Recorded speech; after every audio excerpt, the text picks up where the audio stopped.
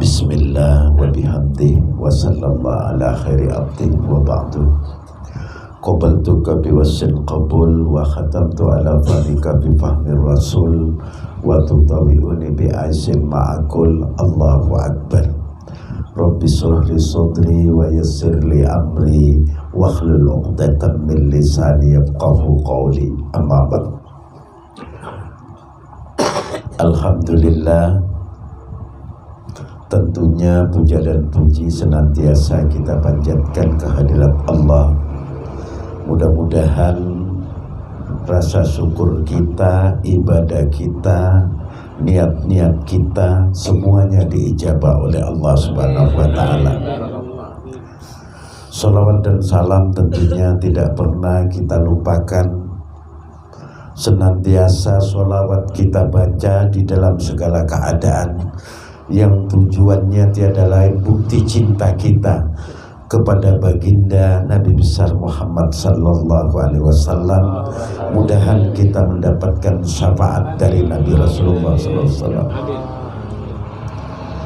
Sebenarnya dalam kehidupan pribadi masing-masing kita, kadang-kadang manusia ini kan punya perasaan.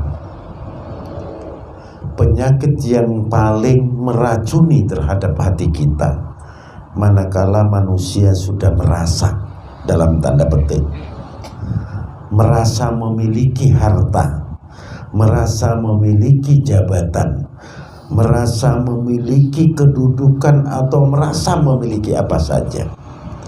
Kalau sudah merasa, ini akan melahirkan sikap sombong. Itu pasti. Kalaulah kita terlahir miskin, tidak punya apa-apa, kita kerja keras, semangat, kita jadi sukses, dan apa yang ada di tangan kita ini menjadi milik kita secara syariat. Secara kenyataan ini menjadi milik kita, tapi secara hakikat ini adalah milik Allah. Dan ini banyak dilupakan oleh manusia. Saya punya harta ini, saya kerja keras dari muda, betul. Saya berupaya ini karena pendidikan saya, betul. Saya jadi anggota dewan karena kampanye saya semangat, betul. Tapi semua tangan, kaki, otak, pemikiran, ini adalah pemberian Allah. Secara lahiriah memang usaha kita, tapi secara hakikiah itu adalah milik Allah. Nah, saat kita melupakan pemberian Allah ini dan ini menjadi hak milik kita, disinilah ada persoalan-persoalan pada rohani. Kalau sudah ada persoalan-persoalan pada rohani, disinilah lahir sikap sombong. Sombong dengan jabatan, sombong dengan harta, sombong dengan kedudukan. Dan ini terjadi karena apa? Merasa. Okelah pada saat miskin, makanya orang dianjurkan kalau saat miskin ini banyak beramal.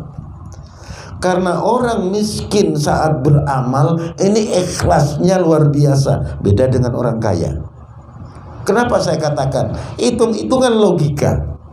Sekarang orang miskin punya 500.000, ada orang minta separuh, 250, dia rela ngasih, padahal punya uang 500.000. Ada orang minta 250, dia rela ngasih, yang 250 dipakai sendiri. Saat miskin punya uang 100, dipinta separuh 50.000, dipakai 50, dia rela. Begitu kaya, punya uang 1 M, diminta orang separuh 500 juta, saya yakin tidak akan dikasih. Kenapa? Karena sudah merasa memiliki, merasa ini jerih payah saya, merasa ini tidak ada macam-macam hal di dalamnya. Yang penting ini usaha saya. Nah ini. Nah, makanya kalau saat kita miskin, ikhlasnya hati, kholasnya ini luar biasa, sanggup. Tapi kalau sudah kaya beda, karena sikap manusia tadi ada tamak, ada serakah. Manusia ini akan hilang serakahnya, akan lenyap kemauan itu manakala sudah masuk ke alam kubur, sudah masuk ke dalam tanah. Baru dia kain-kain, ya Allah, kembalikan saya ke bumi, ya Allah, akan saya jual aset saya, ya Allah, akan saya amalkan agar engkau ngizinkan aja saya 1 jam, kan saya jual semua. Tapi tidak bisa, kata malaikat, kaset. Dengan upaya-upaya ini tentunya kita semakin sadar, karena agama ini nasihat. Nah, kalau kita dengan agama ini dinasehati, dari sekarang kita sadar. Makanya dalam Islam ada konsep inna lillahi wa inna ilaihi roji'un. Sebenarnya konsep innalillahi jangan dibaca hanya saat orang meninggal. Saat kita kerja jatuh, kita mengucapkan innalillahi wa inna ilaihi raji'un. Ini semua bahasanya dari Allah, akan kembali kepada Allah. Kita sakit innalillah, kita habis modal innalillah, kita mati juga innalillah. Jadi ya enak. Kadang-kadang kan kita teriak, tetangganya ngomong, itu Pak Mat itu sakit, innalillah. Pak, enggak mati dia. Nah, ini hal yang terjadi di masyarakat karena persoalannya tidak memahami bahwa innalillah ini ada pembalian kepada Allah, apapun yang kita miliki. Nah, sehingga kalau sifat merasa kita hilangkan pelan-pelan dengan zikir, ingat kepada Allah.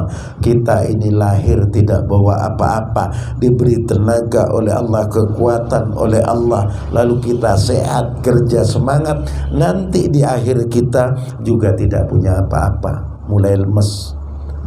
Meninggal tidak bawa apa-apa, harta tinggal diwariskan kepada anak cucu. Nah, ini tentunya pentingnya kekuatan rohani kita. Makanya ada zikir, tujuannya tidak ada lain. Ala bidzikrillah tatmainnul qulub. Dengan kita banyak mengingat Allah akan tenang hati. Bagaimana tenangnya hati? Hati yang tenang, yang selalu ikut di jalan Allah, ikut melaksanakan perintah Allah, menjauhi larangan Allah.